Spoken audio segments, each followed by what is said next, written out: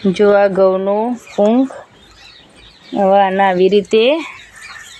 ખૂબ આવી રીતે પેલું કરવાનું જાદરિયું ચોટીયું તૈન લેવાની આવી ઘઉંની એટલે શેકવામાં સારું રહે શેકતા ફાવે સારું શેકાય જાદરિયું પણ બને હો એને જાદરિયું કહેવાય દાદા મારા પપ્પા હતા ને એ એવું બહુ ખાતા કે જાદરી બનાવો કે આજ બહુ શોખીન હતા મારા પપ્પાએ શીખવાડ્યું આ ગુપ્ત હો એવું છે વારસાગત દાદાના પપ્પા ગુંજતા એટલે હું જોઈ રહેતો એટલે એમાંથી મને આજે ગુંજતા આવડી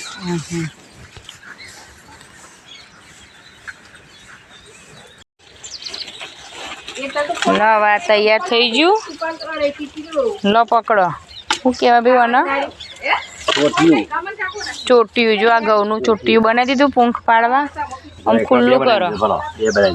જો આ બે બનાવી દીધો ચલો ગેસ ઘઉંનું પૂંખ ખાવો એ બધા આવી જાઓ હવે જો આ ચાલુ થઈ ગયું શેકાય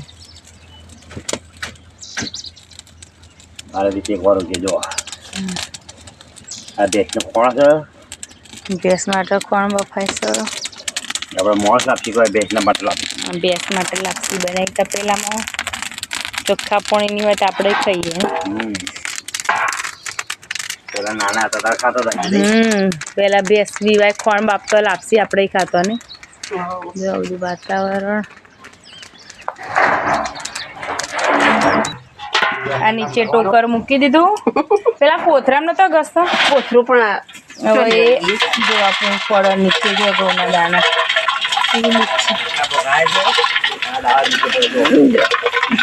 જો આવી રીતે પડે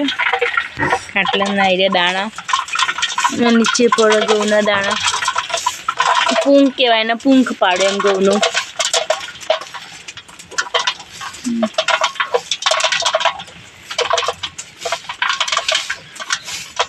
ગરમ ગરમ સારું લાગે ને ગરમ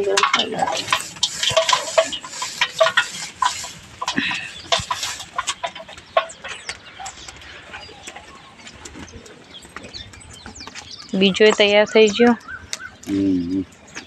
બીજો તૈયાર થઈ ગયો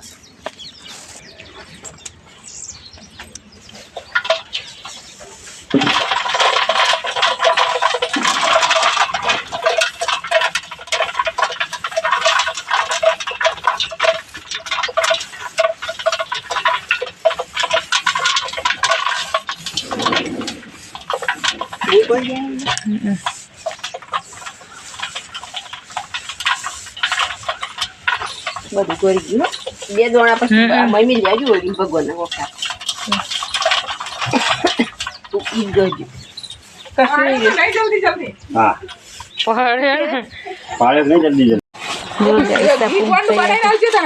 ના બકા આ લે ને જીન ગોળા તા છે મેર્યા